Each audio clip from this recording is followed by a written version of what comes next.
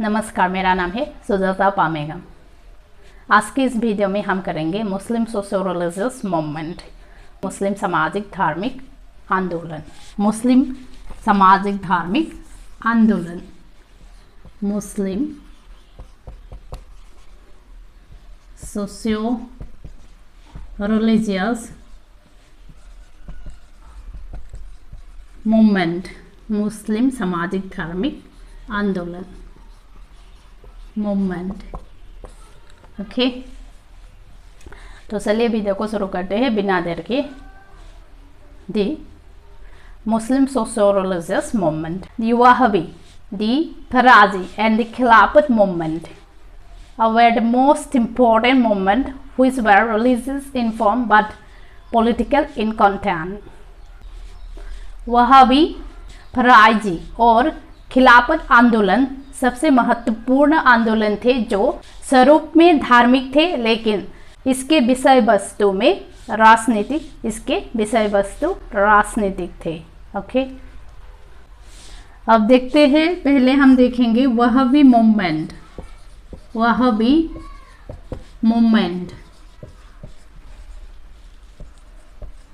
Wahhabi movement 1821 Wahhabi movement. In 1821 Sayyid Ahmed of Raebareli visited Mecca and came under the influence of Wahhabi ideology. On his return to India, he established a permanent sanctuary at Patna and started a movement for the reform of Muslim religious life and restoration of their political power. His two distinguished disciples, Shah Muhammad Ismail and Maulana Abdul Hai, consolidated the teaching of their master in a book known as Hayatullah Mustaqim. 1821 में रायबरेली के सैयद मोहम्मद ने मक्का का दौरा किया और वहाबी विचारधारा के प्रभाव में आ गए। भारत लौटने पर उन्होंने पटना में स्थायी केंद्र स्थापित किया और मुस्लिम धार्मिक जीवन में सुधार और उनकी राजनीतिक शक्ति की बहाली के लिए एक आंदोलन शुरू किया। उनके दो प्रतिष्ठित शिष्य शाह मोहम्मद इस्माइल और मौलाना अब्दुल हे ने अपने गुरु की शिक्षाओं को सिरातुल मुस्तकीम नामक पुस्तक में समेकित किया। फराजी मूवमेंट, फराजी मूवमेंट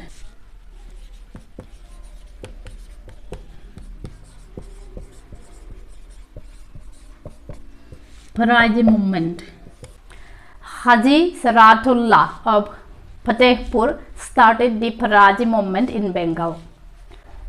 फराजी आंदोलन को हाजी सरातुल्लाह ने स्टार्टेड किया। ओके, स्टार्टेड बाय हाजी सरातुल्लाह। हाजी सरातुल्लाह ने स्टार्टेड किया फराजी मूवमेंट को। The Faraji movement was anti-British in nature and found a ready response in Eastern Bengal. However, the Faraji movement weakened after the death of Dadu Mian. फराजी आंदोलन की प्रकृति British विरोधी थी और पूर्वी बंगाल में इससे तत्काल समर्थन मिला। हालांकि 1860 CE में दद्दू मियाँ के मृत्यु के बाद फराजी आंदोलन कमजोर पड़ गए। देवबंद की Darul Uloom,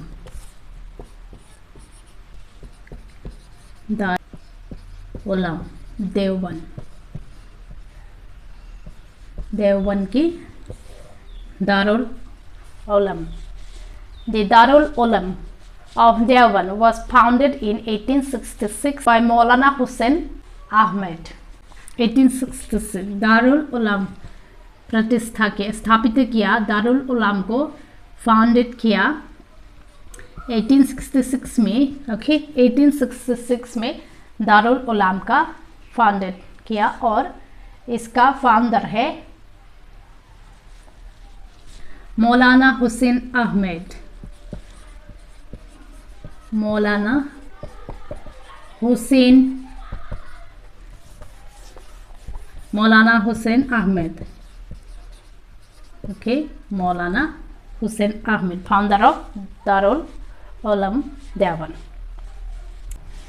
To resuscitate classical Islam for improving the spiritual and moral condition of the Muslims. The Deobandis created political awakening by means of religious exhortation. Maulana Abul Kalam Azad was a Deobandi. Deoband की दारुल उलूम की स्थापना 1866 में स्थापना की गई थी मौलाना हुसैन अहमद द्वारा। मुसलमानों की आध्यात्मिक और नैतिक स्थिति में सुधार लाने के लिए शास्त्रीय इस्लाम को पुनर्जीवित करने के लिए की गई थी। देवबंदियों ने धार्मिक उपदेशों को माध्यम से राजनीतिक जागृति पैदा की। मौलाना अबुल कलाम आज़ाद एक देवबंदी थी। Other religious groups in the latter half of the 19th century, 3 religious groups appeared: Al-Hadith, the Al-Quram, and their leaders confined themselves to theology and theological controversies. 19वीं सदी के उत्तरार्ध में 3 धार्मिक समूह उभरे: अल्लाह ए कुरान और बरेलवी। लेकिन उनके नेताओं ने खुद को धर्मशास्त्र और धार्मिक विवादों तक ही सीमित रखा। New scholastic movement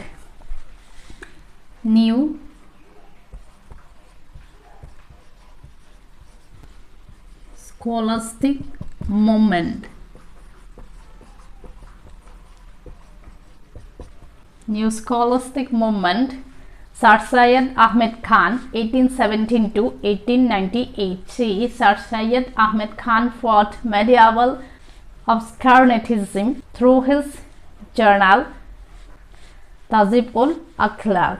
He advocated a rational approach towards religions and rejected taliq, a blind adherence to religious law.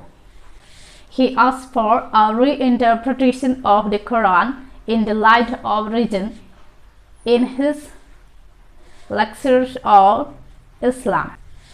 He condemned the theories propounded by Christian missionaries.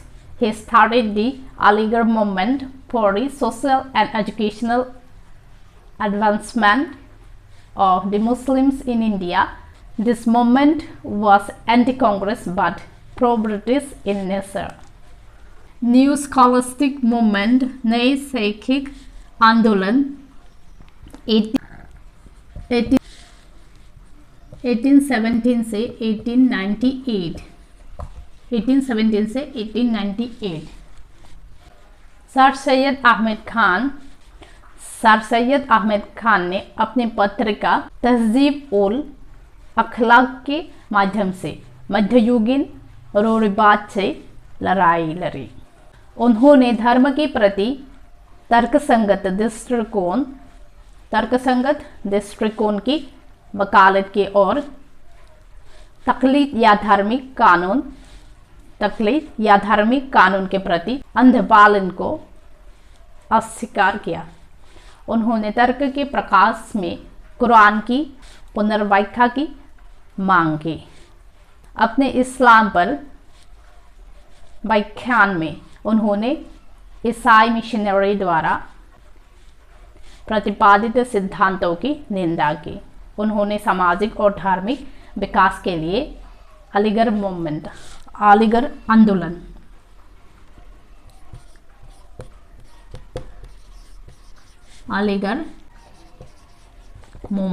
Syed Ahmad Khan ने की थी। Okay, movement,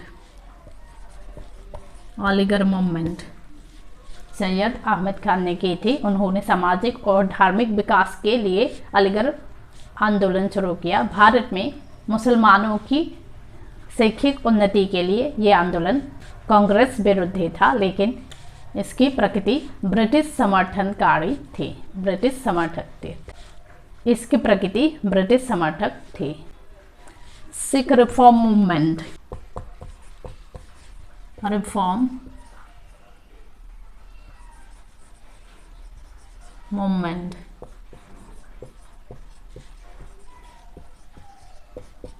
Sikh reform movement in Punjab, Baba Dayal Das founded the Nirankari movement.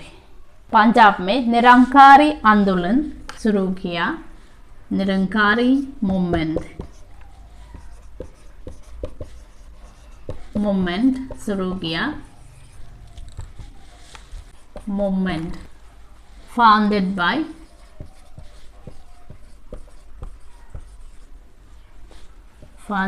Baba Dayal Das.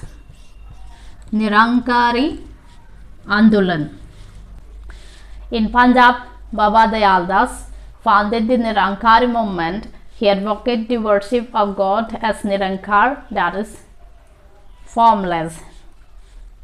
The Namdhari movement was founded by Baba Ram Singh. Namdhari movement founded by Baba Ram Singh. Baba Ram Singh. Okay. Namdhari movement founded by Baba Ram Singh.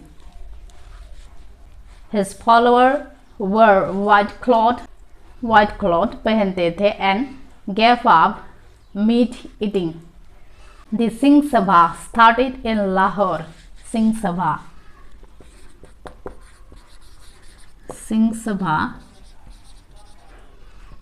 started in Lahore, Amritsar, and Amritsar in 1817 were aimed at reforming the Sikh society. They helped to set up the Khalsa College at Amritsar in 1892. They also encouraged Gurumukhi and Punjabi literature. In 1920, the Akalis started a movement to remove the corrupt Mahanta, that is priest, from the Sikh Gurudwaras. The British government was forced to make law on this matter. A new Sikh Gurudwara Act in 1925. Gurudwara Act 1925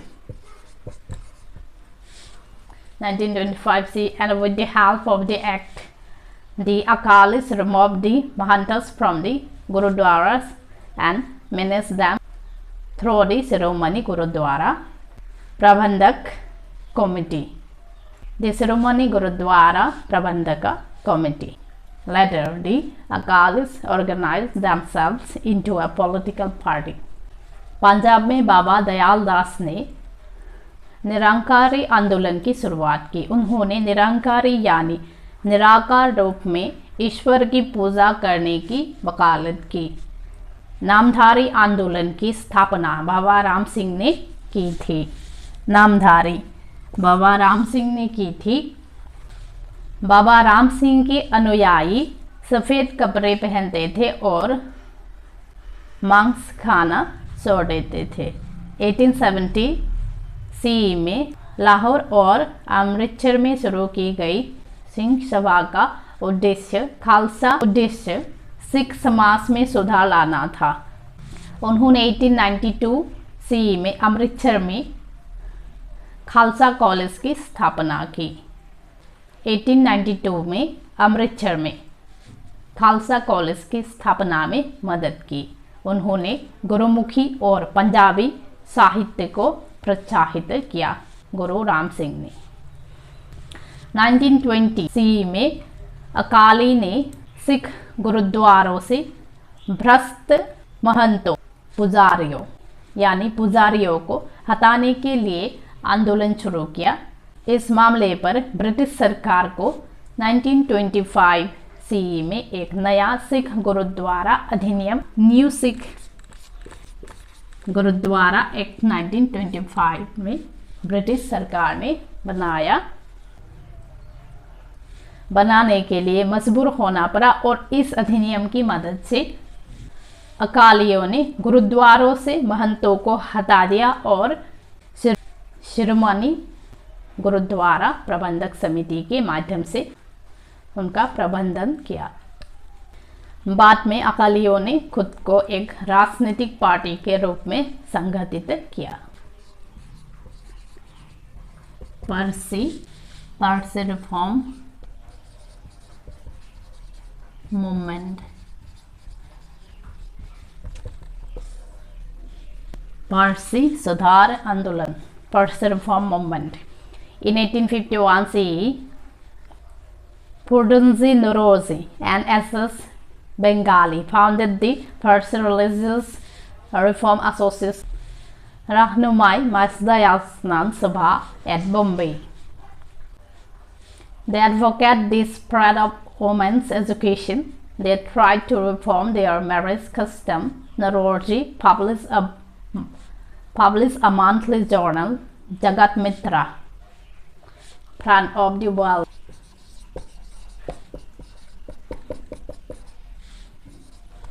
Published by Noroji.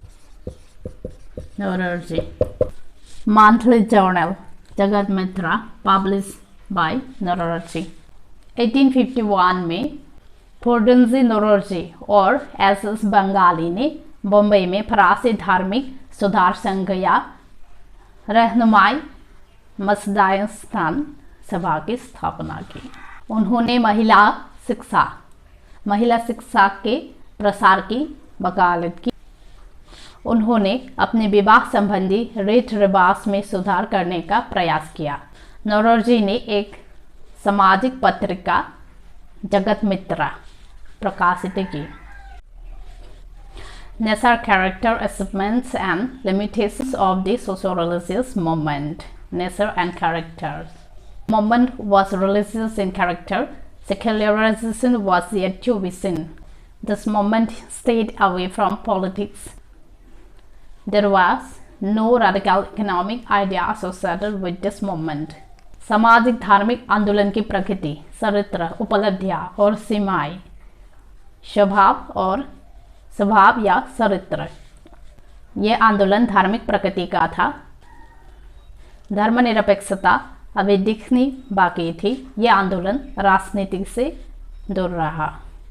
इन आंदोलनों के साथ कोई क्रांतिकारी आर्थिक विचार जुड़ा नहीं था। संगठन और उनके नेताओं के दृष्टिकोण और तरीके समय समय पर एक दूसरे से भिन्न होते रहे। उपलब्धियां। 19वीं सदी के सुधारों ने भारत में सामाजिक और धार्मिक जागृति की शुरुआत की। भारतीयों में अधिक आत्मसम्मान, आत्मविश्वास और गौरव की भावना पैदा हुई। लगभग सभी नेताओं ने इन आंदोलनों के माध्यम से महिलाओं की समस्याओं को भी उजागर किया और इस आंदोलनों से अधिक चेतना प्राप्त हुई। दलित वर्गों पर भी पूरा ध्यान दिया गया था। सुधारों द्वारा जाति प्रथा और रूढ़िवादों के उन्मूलन की वकालत की गई। सीमाएं। इन आंदोलनों से भारतीय आबादी की केवल एक छोटे से अल्पसंख्यक वर्ग की ही लाभ हुआ। पारंपरिक दृष्टिकोण और आध्यात्मिक अधिकार पर भरोसा करके अतीत की महानता की ओर देखने की प्रकृति ने गंभीर सीमाएं उत्पन्न की। मानवीय तर्क और वैज्ञानिक दृष्टिकोण की सर्वसत्ता को कमजोर कर दिया गया। संगठन का अभाव देखा गया। राधाकांत देव ने राजा राममोहन रॉय के सुधारों के विरुद्ध में धर्म सभा का आयोजन किया। उग्र राष्ट्रवाद का उभर देखा गया। पुनरुत्थानवादी स्वर के साथ उग्रवाद का उभर देखा गया। पुनरुत्थानवादी स्वर के साथ उग्र राष्ट्रवाद का उभर देखा गया। इसी के साथ आज के वीडियो समाप्त करती हूँ। मिलते हैं नेक्स्ट वीडियो में, तब तक के लिए बाय।